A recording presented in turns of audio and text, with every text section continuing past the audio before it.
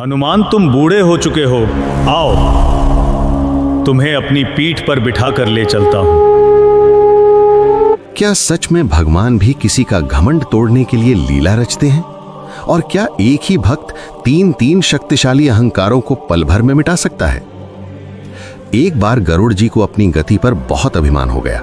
वे श्री कृष्ण के पास पहुंचे और बोले, प्रभु, क्या इस सृष्टि में कोई ऐसा भी है जो मुझसे तेज उड़ सके? श्री कृष्ण मुस्कुराए पर कुछ बोले नहीं। उसी समय सुदर्शन चक्र ने कहा, प्रभु, मेरी शक्ति के सामने कौन टिक सकता है? क्या कोई मुझसे भी प्रबल अस्त्र है?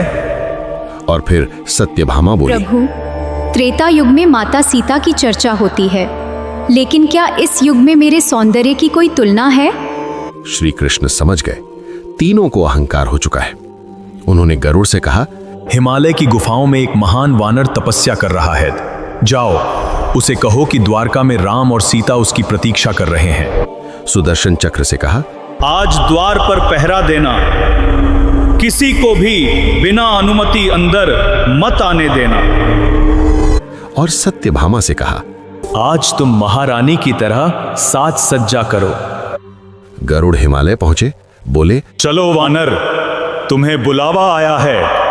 राम और सीता तुम्हारी प्रतीक्षा कर रहे हैं।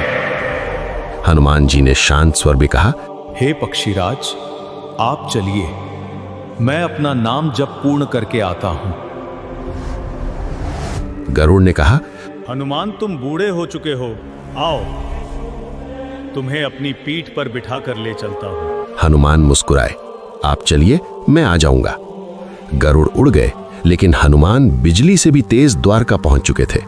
द्वार पर सुदर्शन चक्र ने रोका, रुको।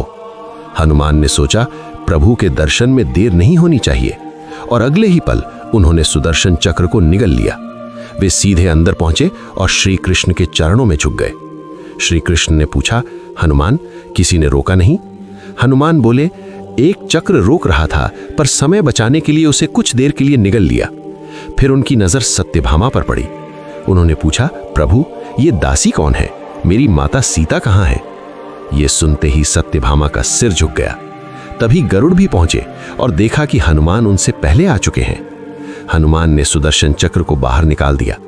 अब तीनों समझ चुके थे, सच्ची शक्ति, सच्ची गति और सच्चा सौंदर्य अहंकार में नहीं, भक्ति और विनम्रता में होता है। और इस तरह श्री कृष्ण ने बिना कुछ कहे हनुमान जी के माध्यम से तीनों का घमंड तोड़ दिया।